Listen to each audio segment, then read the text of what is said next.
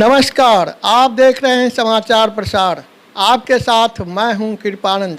आज चर्चा का विषय है, यदि सरकारी सेवक पर कोई पुलिस केस हो जाता है या सरकारी सेवक की गिरफ्तारी हो जाती है तो उसकी नौकरी पर क्या असर पड़ता है।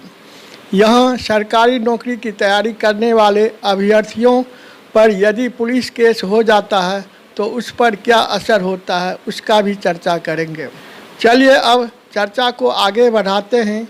सरकारी नौकरी पर पुलिस केस का असर होता है। एक सरकारी सेवक पुलिस केस के नाम से अत्यधिक भयभीत रहता है। ऐसा माना जाता है कि कोई भी पुलिस केस होने पर किसी सरकारी सेवक को उसकी सेवा से हटा दिया जाता है या फिर सरकारी सेवा की तैयारी करने वाले व्यक्ति को पुलिस वेरिफिकेशन में किसी भी प्रकार का कोई पुलिस केस मिलने पर सरकारी नौकरी नहीं दी जाती है। भारत में इससे संबंधित मामले में उच्चतम न्यायालय के समक्ष निरंतर आते रहते हैं। अलग अलग मामलों में बहुत सारी रूलिंग उच्चतम न्यायालय ने दी है। उन सभी बातों से निकलकर कुछ बातें ऐसी व्यवहार में सामने आती है जिससे यह स्पष्ट हो जाता है कि एक सरकारी सेवा के मामले में पुलिस केस की क्या भूमिका होती है। जब भी किसी सरकारी सेवक पर कोई पुलिस केस होता है तब उसके सस्पेंड या टर्मिनेशन जैसी स्थिति निर्मित हो जाती है। सस्पेंड में किसी व्यक्ति की सेवा को अस्थायी रूप से समाप्त कर दिया जाता है और टर्मिनेशन में सेवा को अस्थायी रूप से समाप्त कर दिया जाता है। सरकारी सेवक पर किसी भी प्रकार का आपराधिक प्रकरण बनाया जाता है तब उसकी सेवा पर प्रश्न तो खड़े होते हैं, लेकिन उसके लिए एक सीमा निर्धारित की गई है। सभी अपराधों के मामले में एफआईआर हो जाने पर सीधे निलंबन की कार्यवाही नहीं कर दी जाती है, बल्कि ऐसे अपराध जो नैतिक अधमता से जुड़े हुए हैं और जिन अपराधों में 3 वर्ष से अधिक के कारावास का प्रावधान है, उन अपराधों की एफआईआर होने पर किसी सरकारी सेवक को निलंबित किया जा सकता है। ऐसा सरकारी सेवक जब तक उस मुकदमे बाइज्जत बरी नहीं हो जाता है तब तक उसको सेवा में नहीं लिया जाता है। किसी भी मुकदमे में समझौता होना और बाइज्जत बरी होने में बहुत अंतर होता है। दंड प्रक्रिया संहिता 1973 की धारा 320 के अंतर्गत कुछ अपराधों में समझौते को मान्यता दी गई है। अगर किसी व्यक्ति ने किसी अपराध में समझौता कर लिया है और समझौते के माध्यम से उसको न्यायालय द्वारा दोषमुक्त कर दिया गया है तब सरकारी सेवा में ऐसा व्यक्ति नहीं रह सकता है। यहाँ पर यह ध्यान देना चाहिए कि सरकारी सेवा में केवल वही व्यक्ति रह सकता है जिसे न्यायालय द्वारा बाइज्जत बरी किया गया है।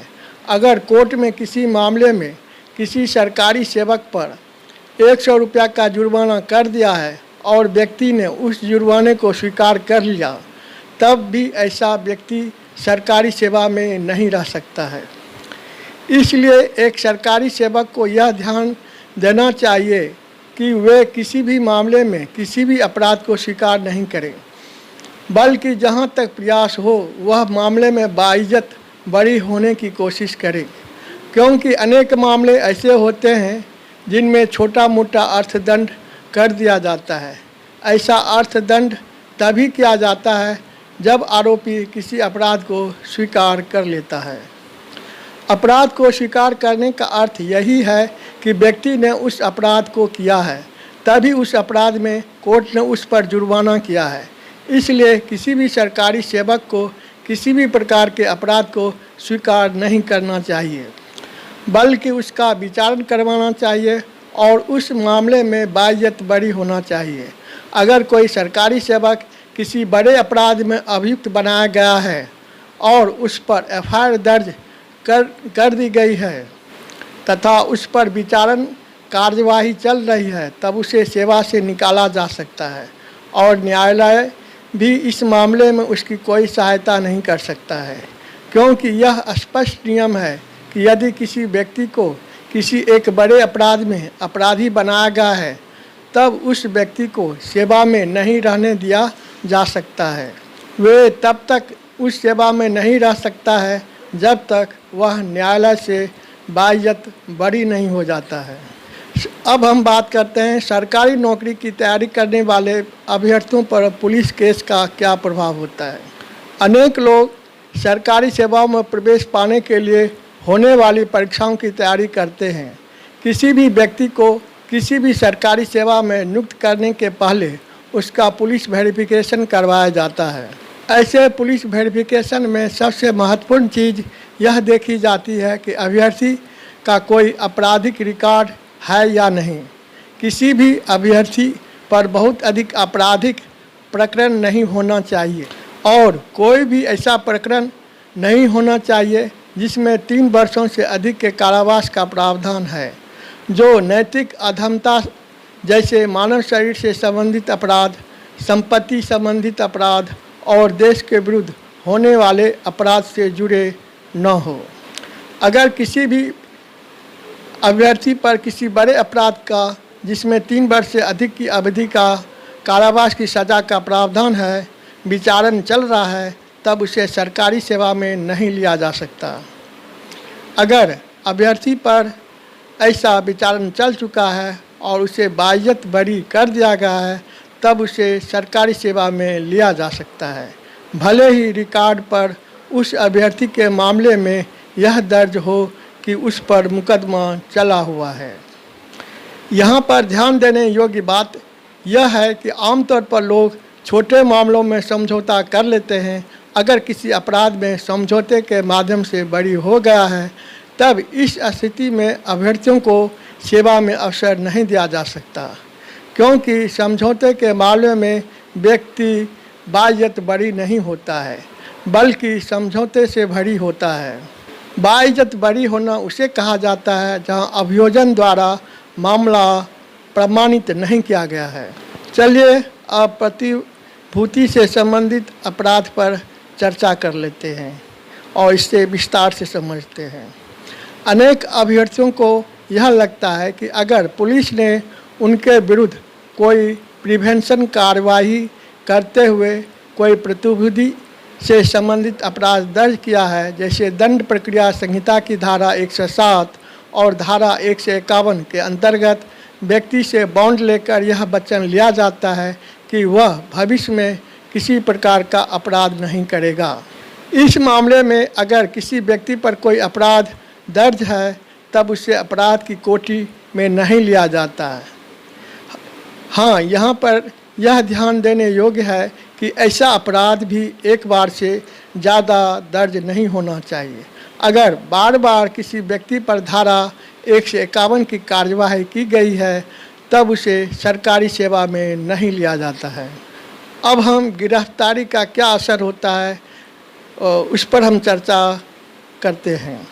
अगर किसी सरकारी सेवा में लगे हुए व्यक्ति की गिरफ्तारी होती है या फिर किसी सरकारी सेवा की तैयारी करते हुए व्यक्ति की किसी अपराध में गिरफ्तारी होती है और उस गिरफ्तार किए गए व्यक्ति को 48 घंटे से अधिक पुलिस हिरासत में रखा जाता है या फिर न्यायिक हिरासत में रखा जाता है, तब ऐसे व्यक्ति को सरकारी सेवा का अवसर प्राप्त नहीं हो सकता, जब तक कि उसके द्वारा यह साबित नहीं कर दिया जाता है कि उसे उस मामले में बाइज्जत बरी कर दिया गया है।